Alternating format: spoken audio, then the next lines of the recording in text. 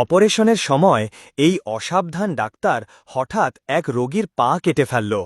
লোকটার ডান পায়ে ইনফেকশন ছিল, কিন্তু মেডিকেল রিপোর্টে ভুল করে বাঁ পা লেখা হয়। অপারেশনের পর যখন সে জেগে ওঠে, দেখে তার দুটো পাই কাটা। শেষমেশ কোর্ট কেস করে 10 লাখ টাকার ক্ষতিপূরণ নিতে হয় তাকে।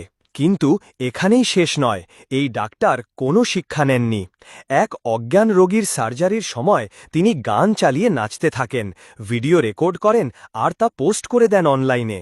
এছাড়াও অপারেশনের সময় তিনি একদিকে টিভি সিরিজ দেখছিলেন, আরেকদিকে রোগীর মুখে কাটাকাটি করছিলেন।